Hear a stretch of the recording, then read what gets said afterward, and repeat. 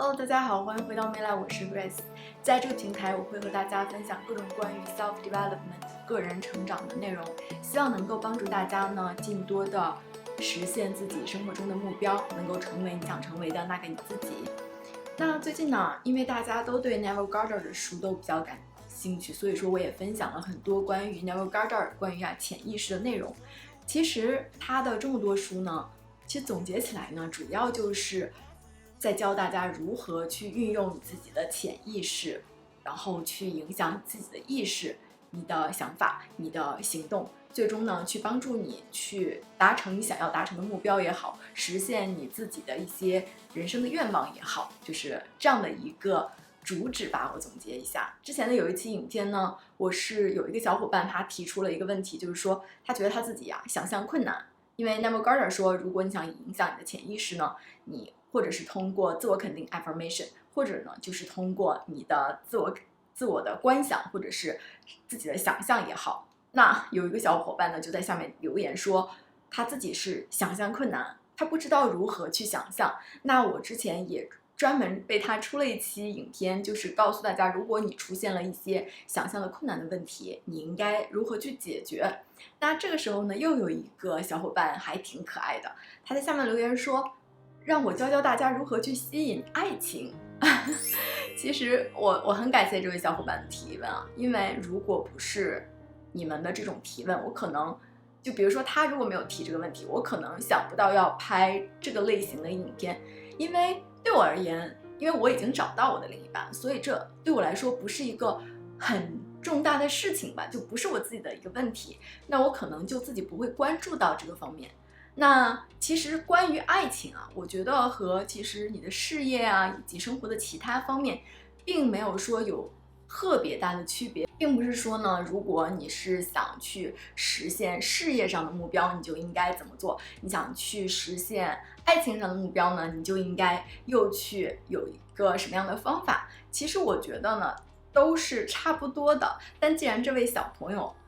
不能说小朋友吧，既然是这位朋友提出了这一个疑问呢，那我今天呢就根据我自己的小经验吧，和大家谈一下如何把潜意识运用到你自己的爱情生活方面，好吗？那我们刚才也说到 Neville Goddard 说呢，影响你潜意识的方法，主要方法其实有两种，第一个呢就是 affirmation 自我肯定，另一个方法呢是 imagination 就是你的想象。那从 affirmation 的角度来说，假如说你现在的目标呢是找一个男朋友、女朋友，或者是结婚或者是怎么样，那这个时候呢，你首先呢，你可以运用一下 affirmation。affirmation 我认为其实就是一个不断的去清晰你到底在寻找一个什么样人的一个过程。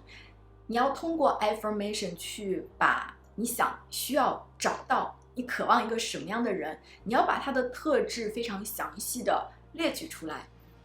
其实我举这样一个例子，我觉得不知道恰不恰当，但是可能会给大家一个更加直观的印象。就是比如说你去店里买一件衣服，你肯定会跟 sales 说你要买一个裙子还是买一件上衣是要一个红色还是要一个黑色你会给对方一个比较清晰的描述，或者是说你直接去店里突然就看见了一件比较有眼缘的衣服，那它也是一个具体的衣服在那里，而不是说一个很模糊的形象。你想，你连买东西都需要有一个清晰的概念，那你寻找另一半，你就更加需要有一个清晰的概念。这个不是你的意识需要，而是说你的潜意识，它也需要你给它一个详细的指令。一个模糊的指令呢，你就只能得到一个模糊的结果；一个详细的指令呢，你才能够得到一个具体的真实的结果。那有些小朋友我怎么今天老想说小朋友？那我们生活中会有这样的朋友，他们就很着急就觉得我一定得找到我的男朋友女朋友在什么时间之内。但是如果你去问他，那你想找一个什么样的呀？他们自己呢，可能也说不清楚，或者是总是给一个很模糊的答案。比如说，我要找一个个性好对我好就是一个很模糊的概念。那这样呢，你就没有办法去给你的潜意识清晰的知道你到底需要一个什么样的人。其实朋友们如果真的是觉得还很 serious 很慎重这件事情，想把潜意识运用到你的爱情方面，我是建议大家拿一个笔把它写出来，写出你对对方所有特质的要求，包括外形啊、性格呀，各个方面你能想到的，只要是你觉得你对方必须要拥有的条件，你都把它一一的罗列出来。那说到这里，可能有的朋友觉得好像不好意思写太多，觉得写太多了，好像觉得我是一个很挑剔的人，别人会觉得，你条件也就是一般，你怎么能够要求对方这么多呢？大家千万不要有这样一个误解，因为你其实写这么多呢，你是给你的潜意识提供了一个丰富的数据库，你要让他知道你现在关注的类型到底是哪些人。这就好像你在决定买车之前，你对你心里喜欢的车没有一个具体的要求的时候，你在街上几乎是不会注意到某一个特定类型的车，但是一旦你决定了这个车的颜色呀、型号呀，你会发现你在街上到处都可能会去看见你自己心仪的这个车型。这其实和你找另一半是一样的，并不是说当你罗列出了这些条件以后，人群中符合你条件的这些人就会突然平白无故的冒出来了，而是说当你非常明确的让你自己的潜意识知道你到底在寻找哪些特定的人的时候，你的聚焦就会在人群中聚焦在这些人的身上，就会让他们在人群中凸显出来。我自己当时估计写了有50多条，对，可能大家一听都会觉得哇，你这个人怎么这么的 picky， 这么的挑剔，是不是？但是我是想跟大家说，你写这个表，你不要觉得好像是我写的特别多，就显得我怎么样啊，要求很多呀，或者是怎么样，千万不要有这种想法，因为没有人会去看到你这个表，也没有人会因为它呢会评价你也好啊，或者是怎么样，这个表你只是给你自己看到，所以你不要去在乎别人会怎么想你，或者是说到底有没有这么符合这么多条件的人存在呀，或者是说我是不是太不符合实际啦，或者是说我一个矮子，我凭什么要求对方这么高呀？你不要想这么多问题。当你在列这一个表的时候呢，你唯一的标准是这些特质是不是你真心希望对方拥有的，这是你唯一需要考虑的问题。那当时我可能列了50多条吧，我非常的具体，包括什么，我现在读起来我也觉得真的很具体，就是包括什么头发的长短啊，身高介于，我当时写的哇好具体啊，1.82米到1.84米之间，以及他的要有事业心啊，个性内敛，同时又要有幽默，就是很多很多的，就是其实我对外形的要求并没有写很多，我很多写的都是我希望这个人他有什么样的品质，就是肯定是要专一啊，或者是对他人还是一些事情就是外冷内热啊，对别人还是比较乐于助人的，我会希望对方拥有的这些特质我都把它罗列下来，因为我也写的很多嘛，我一开始我也记不住，但是呢我就是晚上睡觉之前会拿出来看2遍，但是时间长了以后你就自然而然的就记住了，就是把这些特质就好像印在了你的心里，你就知道这个时候你就知道你非常明确你想找一个什么样的人了。其实呢，这一个表格呢也不是说一成不变的，可能过一段时间你成长了，你觉得你可能不需要这个要求了，你就可以把它替换出来，并不是说你今天写下来了就是这个就固定了，并不是这样的，你可以就是还是我刚才说的，你去认清是不是你内心真正渴望的，如果不是呢，你就可以把它根据你自己新的认知去改变，这是第一步 affirmation。 那第二步呢，就是用你自己的想象，你可以去想象你已经找到了这一个人，你这种开心的心情，这种愉悦的感觉，你要去想象几个场景，就是它代表了你已经找到了你想要找的这个人。但是其实我不建议大家去想很多，比如说你今天喝咖啡，明天去逛街什么的，我是希望大家能够固定在1到2个场景，不然呢你就把你的这个潜意识给弄糊涂了，潜意识会觉得哇这么多事情，你到底是找了一个男朋友女朋友，还是说找了一个普通的朋友，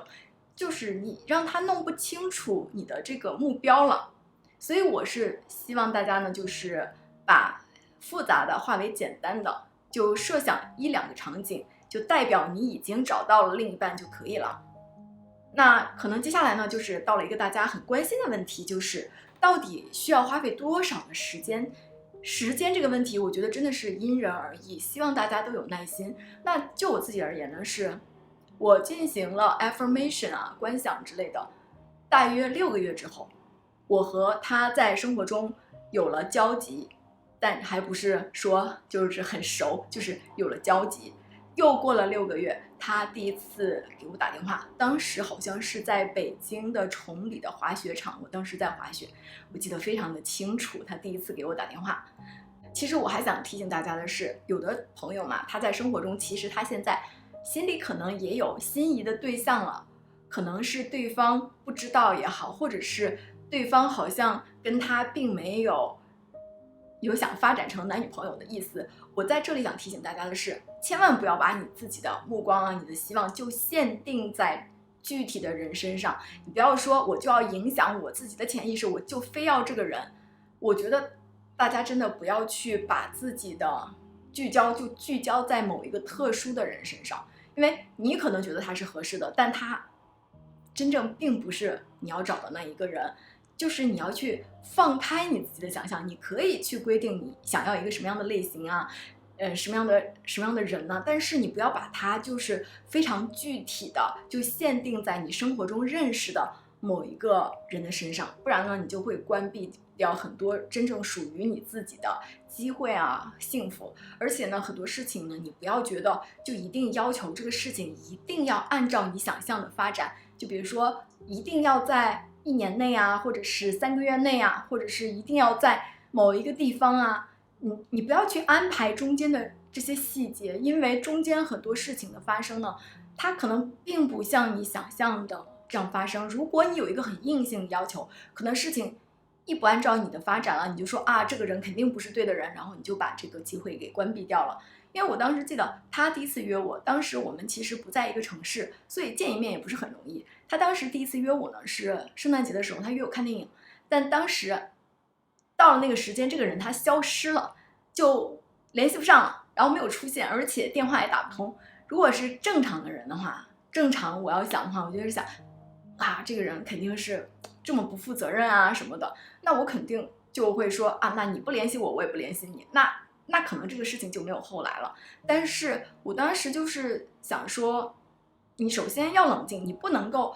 确保所有的事情都按照你想象的发展。当时我就说没有关系，也许出了什么重要的事情。那过了一段时间呢，他自己就来跟我说了，当时呢他是突然是就是发高烧，就在床上躺了好几天。而且当时我们2个人并不是说确立了男朋友和女朋友的关系，而是说就是作为一个朋友一起去看一场电影。而且由于他这场重病，他确实把这个事情给忘记了。那我觉得这也没什么，然后就是后面大家解释清楚了就可以了。那可能大家就很关心，那你找到这个人最后符不符合你列的这些特质呢？我可以说98%是符合的，可能有1-2个我觉得不符合的地方，但我们在一起以后呢，它越来越符合了。我记得我其实这些特质里面，我列了一个我自己现在都觉得很奇葩的要求，我都不知道我当时为什么列了这样一个要求，可能是我韩剧看多了吧。我当时呢有一个要求是要求对方很会打理自己的头发。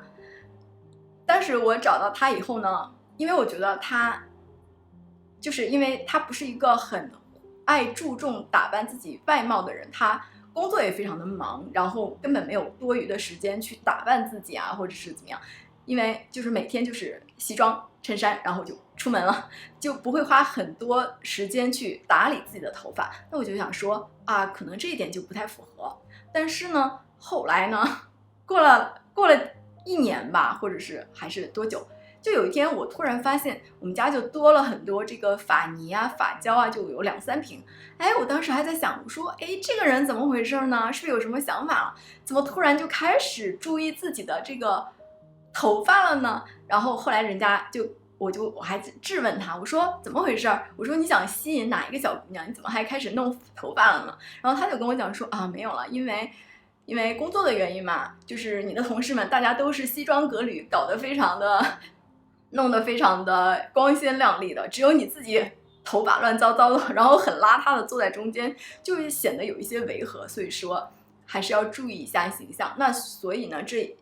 最后一条也就莫名其妙的符合了。当然了，现在时间长了，他也又开始不关注他的发型了。但是我觉得可能我现在对于发型的要求也没有这么的多了吧。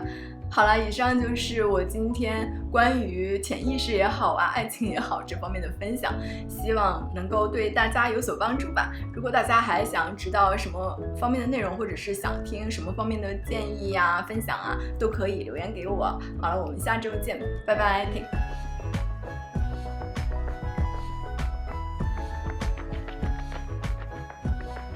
Care